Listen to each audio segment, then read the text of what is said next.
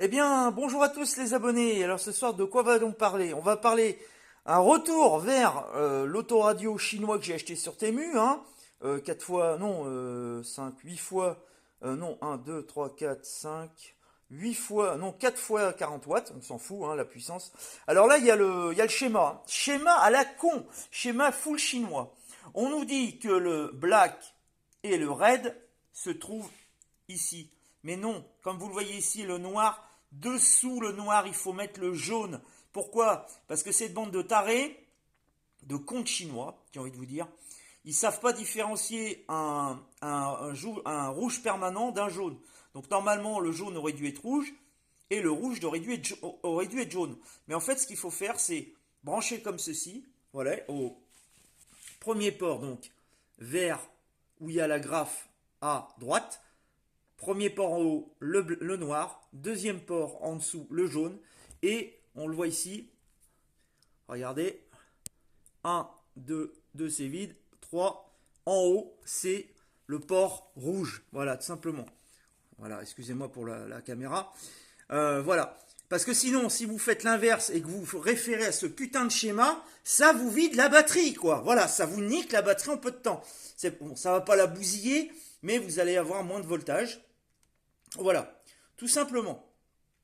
Donc moi, ça a fini d'achever ma vieille batterie sur la Clio 3, parce que j'avais une batterie qui était pas neuve dessus quand j'ai acheté la voiture.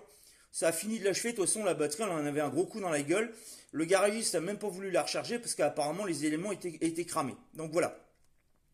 Après, je vais revenir également sur les mini ports USB et USB. Alors ça, c'est ce qui va, on va dire, sur mon GPS. Voilà, vous voyez, il y a un port USB et un mini port USB. Qu'est-ce que j'ai fait? Bah, j'ai tout simplement, si on le voit ici, j'ai raccordé tout ça parce que j'avais un câble USB qui traînait. Enfin, j'en ai plein, hein, de grande longueur.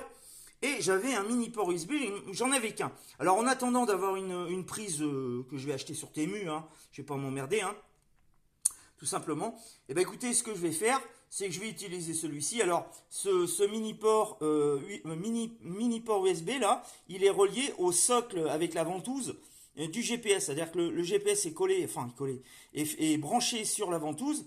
Et c'est ce qui vient sur le côté du support pour pouvoir alimenter en continu depuis comment dire, un allume-cigare. Parce que je vous mettrai les liens, hein, pour les, comment dire, les échangeurs d'allume-cigare vers USB là, électroniques, qui sont très bien sur Temu, qui fonctionnent très bien. Il y a 3 ports USB, l'USB-C, enfin vous pouvez recharger un portable, alimenter un GPS, etc. Donc voilà. À quoi reconnaît-on un bon câble USB? Alors c'est très simple, au niveau des couleurs. Alors attendez, oui, on va y arriver. Au niveau du couleur, vous n'avez pas à vous tromper. On met le noir avec le noir, le blanc avec le blanc, le rouge avec le rouge. Vous aurez toujours ces 3 couleurs de base sur n'importe quel câble USB. Après, ce qui peut varier, c'est le câble vert là. Vous pouvez le trouver en bleu ou en vert. À ce moment-là, vous reliez les 3 premiers câbles, noir, blanc, rouge, ensemble. Et le dernier, bah, admettons si le câble là, les mini USB c'était bleu, j'ai relié donc le vert au bleu et ça marche nickel. Voilà, tout simplement. Il y a une différenciation de couleur sur le quatrième brin. Voilà, tout simplement. Donc ce sera tout pour cette petite vidéo. Prochaine vidéo, je vais vous parler de DNS et je vais vous parler également de connexion Ethernet avec KDE Néon. J'ai rencontré quelques problèmes et j'ai trouvé la solution. Je vous dis à plus tard les abonnés.